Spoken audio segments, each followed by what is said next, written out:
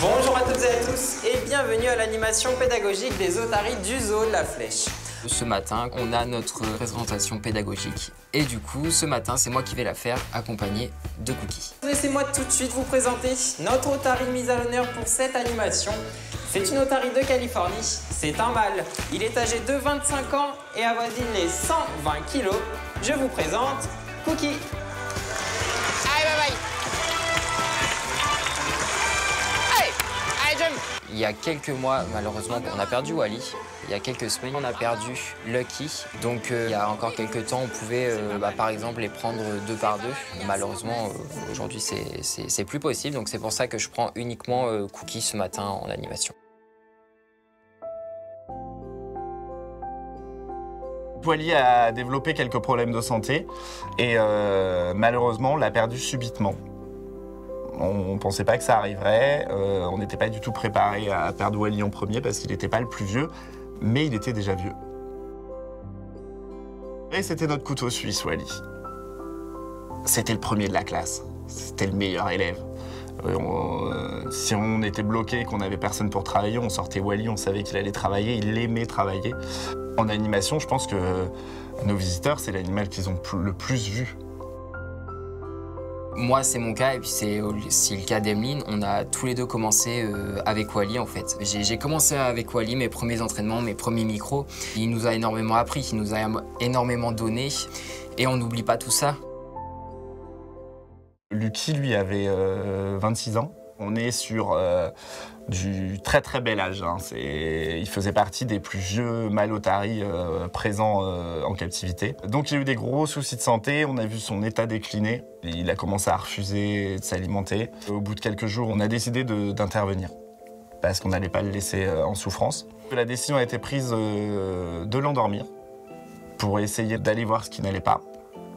Et malheureusement, il n'a pas survécu à cette intervention.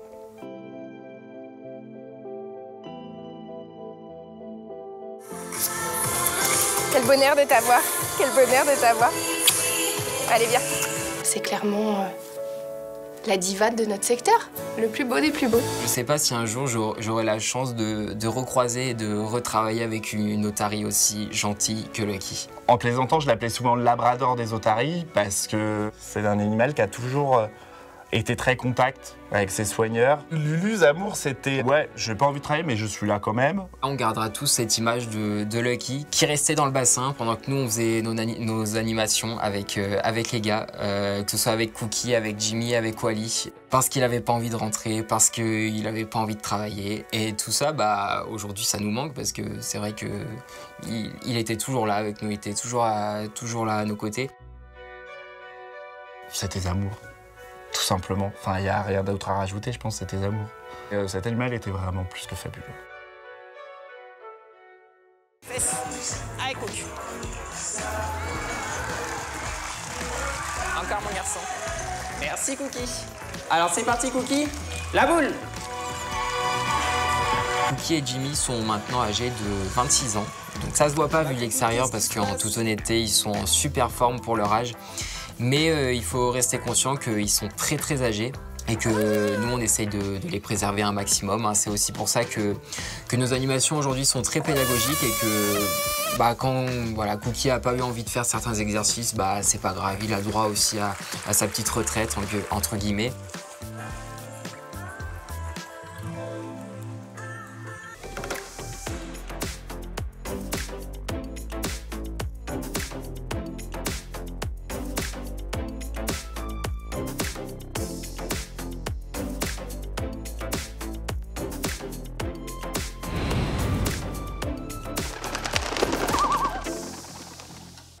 Que tu risques, c'est qu'elle veuille pas venir. Donc rien de grave en fait. Okay. Aujourd'hui, grand jour pour moi. Je vais être entraînée à faire voler Cheyenne pour des futurs spectacles. Elle a quand même une grosse préférence pour les femmes. Donc il n'y a pas de raison que ça se passe mal. C'est pas que Cheyenne pourrait être agressive envers elle, mais elle pourrait la snober. Donc il vaut mieux le savoir à un autre moment que pendant le spectacle. Donc toi, tu te souviens, il faut toujours que tu sois perpendiculaire à sa trajectoire. Ouais. Et que derrière ton gant, ce soit le vide. Hein. C'est jamais ton visage. Que que le jour où l'oiseau se loupe, Donc nous, là, on se met bon, comme ça. c'est vide. Ok. On se met comme ça. On D'accord. réexplique tout avant d'être dans le feu de l'action quand même, hein. C'est l'idéal. Tu la laisses manger sa récompense. Ouais. Et après, tu te retournes face à Dylan. Et puis, quand tu vois qu'elle regarde Dylan, même si tu la sens pas toujours prête à partir, tu la pousses. Sinon, tu vas te, Et donc bien. fatiguer l'épaule. Ces questions-là, elles sont importantes pour me rassurer. Et puis, Barbara, elle est à côté. Hein. Elle me tient la main. Une fois que tu l'as au gant, tu touches pas ta nourriture. Ok. Si jamais elle faisait tomber sa récompense, tu mets le pied dessus. Tant pis pour elle. Ah.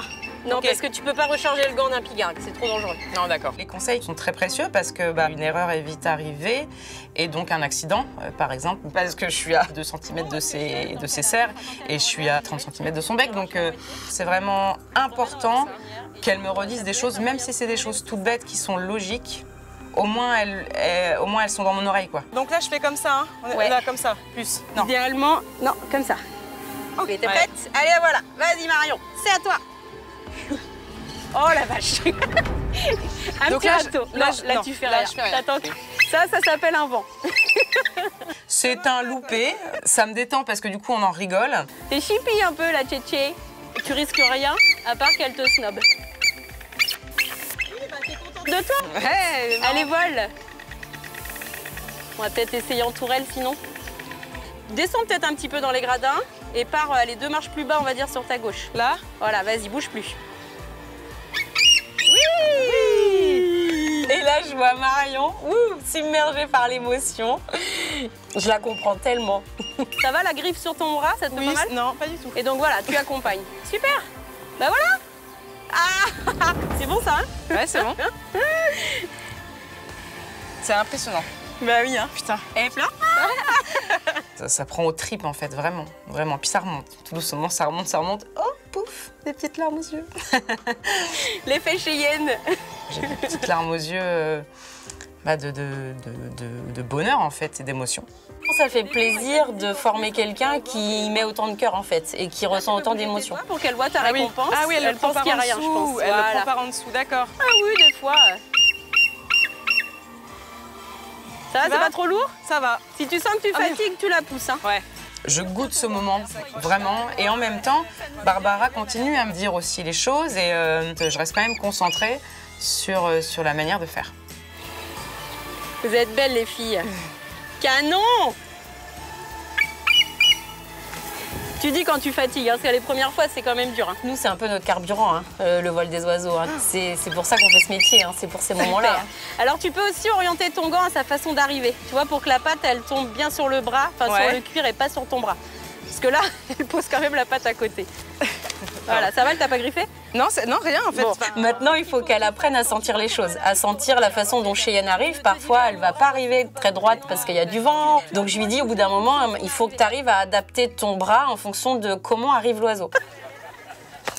Voilà. Là, c'était bon. Là. Allez, vas-y, pousse. On va peut-être arrêter, Dylan. Que je sens qu'elle fatigue. La première fois, on se dit, ouais, elle pèse son poids, mais finalement, ça va. Et 2 fois, tu sens, et puis 3 fois, et puis en fait, ouais, tu te dis, waouh, et mon bras doit se reposer. On a réussi à émouvoir Marion. Bah, moi aussi, ça m'a ému. C'est vrai? Merci. Tu vois, c'est la plume de Cheyenne. Ça sent la plume. Dylan me donne une plume que Cheyenne vient de perdre. Il me dit, ça, c'est ce souvenir de ta première fois avec Cheyenne. Ah, c'est toujours quelque chose la première fois de Cheyenne. Hein. Bah, tu es les bienvenus, du coup. Elle était... oui, j'ai eu un peu... J'ai l'impression d'avoir enregistré quand même pas mal d'informations. Et ça va bien se passer. Vivement la prochaine fois. La mère, c'est ta petite.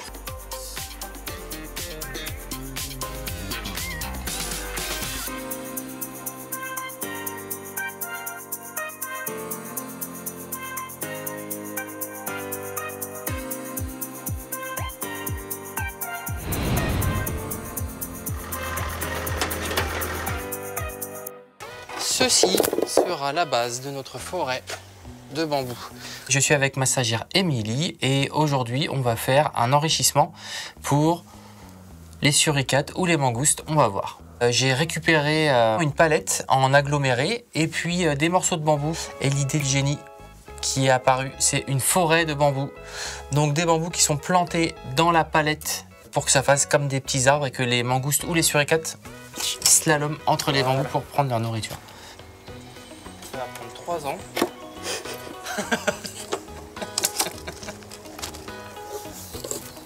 Vas-y, coupe, on va voir si ça tient. Si ça tient pas, J'ai percé la palette de plusieurs trous pour planter les bambous. Qui dit création de génie, pam, dit contraintes qui arrivent sur le tas, bim. Bah forcément, les trous sont parfois un peu trop petits pour la taille des bambous. Donc il faut forcer pour que ça rentre bien dedans et que notre forêt soit solide, qu'elle tienne debout. Celui-là, il passera jamais? Bien sûr que si, il passera. Passé. Il faut juste forcer, appuyer et puis on va réussir à faire nos arbres. Hein. Là, bim. Non, l'idée est bonne, faut l'avouer. L'idée, c'est du jamais vu. Je propose du jamais vu, moi. Original. On va le faire au suricate parce que j'ai envie de voir ce que ça donne avec plus de monde que 3 individus. Qu'est-ce que t'en penses? L'idée est bonne. Ça va être un carnage. Je me suis dit, attends, la tablette, elle est vachement grande. Du coup, tous les suricates vont venir, donc autant la remettre au suricate. Finalement, projet suricate. Alors, là, tunnel. Une petite flèche, ça fait une flèche aux os de la flèche. Parfait. Concept. Moi, je les illumine, les suricates. Il faut que ça soit le feu d'artifice tous les jours. Allez, ta mission, c'est de la mettre là-dedans pendant que je vais chercher de quoi enrichir ça. Ok. Il faut qu'il n'y en ait aucun qui tombe. Ok.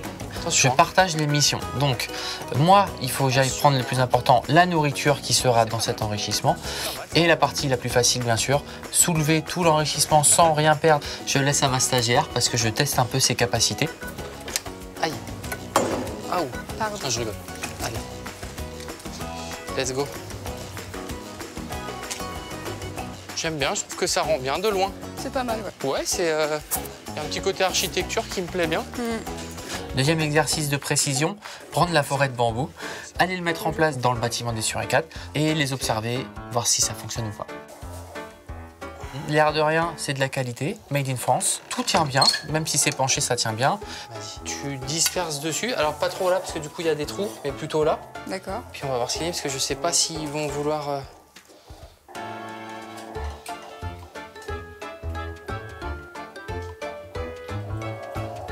C'est bien, ça.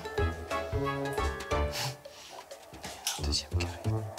Viens, la palette, j'imaginais vachement grande. Je les imaginais plus petits, je me disais les 6 là-dedans, ça va le faire. En fait, déjà un. Non, c'est clair. Ce sont des bulldozers là-dedans. Non, un suricate, ça passe. 2 suricates, c'est serré.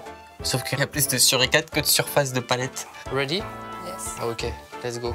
Salut les petites poulettes, on revient demain. Il est chaud là-dedans.